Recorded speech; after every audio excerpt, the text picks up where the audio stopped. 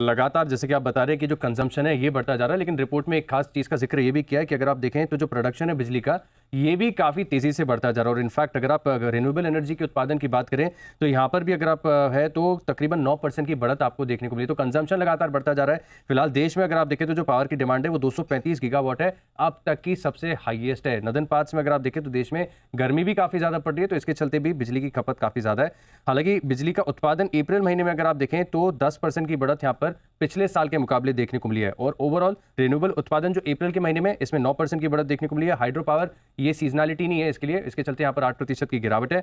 इसके अलावा अगर आप देखें जो थर्मल पावर है यहाँ पर सरकार का काफी बड़ा फोकस है और इसका एक इंपैक्ट यहाँ पर आपको देखने को मिल रहा है। लेकिन अगर आप देखें तो आईएक्स की तरफ से भी जो अपडेट आया था ये फेवर में था कि जिस प्रकार से यहाँ पर वॉल्यूम्स में बढ़त आपको देखने को मिल रही है, तो जेफरीज की तरफ से काफी एक इंटरेस्टिंग रिपोर्ट है जहां पर सभी स्टॉक्स के ऊपर जो है पावर कंपनीज इन्हें बहुत पसंद आती हैं। जो सबसे ज्यादा स्टॉक इन्हें पसंद आ रहा है ये एनटीपीसी है। कहां पर निवेश ज्यादा बरकरार रहता है, कहां पर लंबे टाइम के लिए लोग टिकते हैं, कहां पर एसआईपी ज्यादा टाइम के लिए होती है, इसके आंकड़े क्या बताते हैं?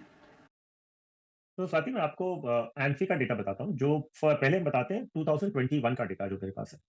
जितनी एसआईपीस चालू हुई टोटल में और 5 साल के बियॉन्ड कितनी चली, हम वो देखते हैं, क्योंकि हम लॉन्ग टर्म वेल्थ क्रिएशन की बात कर रहे हैं कि लॉन्ग टर्म में जो चार्जेस आपके कम लगते हैं उसमें बहुत डिफरेंस आपको लंबी अवधि में पड़ेगा। लेकिन अगर हम 2021 का डेटा देखें, कितनी एसआईपीस 5 साल के बियॉन्ड कंटिन्यू होती है। सो डायरेक्ट प्लान में 98% एसआईपीस जो है वो बंद हो जाती हैं 5 साल के ऊपर। सो विच मीन्स खाली 2% इन्वेस्टर्स ने अपनी एसआईपी 5 साल के बियॉन्ड कंटिन्यू की। यही जो रेगुलर प्लान में है, इसमें 90% एसआईपी बंद हुई। मतलब 10% लोगों ने रेगुलर प्लान में 5 साल के बियॉन्ड अपनी एसआईपी कंटिन्यू की।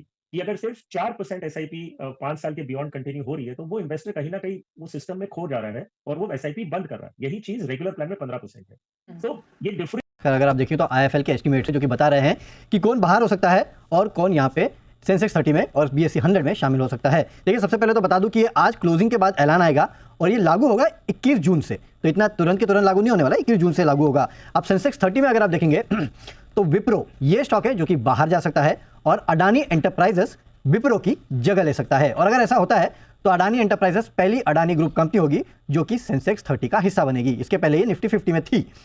अगर ऐसा होता है तो विप्रो से 500 करोड़ रुपए के आउटफ्लोज हो सकते हैं और अडानी एंटरप्राइजेस में करीब 1000 करोड़ रुपए के आसपास के इनफ्लोज हो सकते हैं। जहां तक बीएसई 100 का सवाल है तो जो स्टॉक्स इंक्लूड हो सकते हैं उसमें जियो फाइनेंशियल, इसमें भी अडानी ग्रुप के 3 और स्टॉक्स है, Adani green, Adani power, Adani energy और साथ ही साथ आरईसी ये इंक्लूड हो सकता है।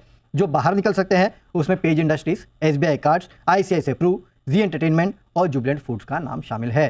तो ये सब इंपॉर्टेंट नाम है जहां पे आपको नजर रखना है, लेकिन सबसे अहम है अडानी एंटरप्राइजेस जो कि शामिल हो सकता है सेंसेक्स 30 में और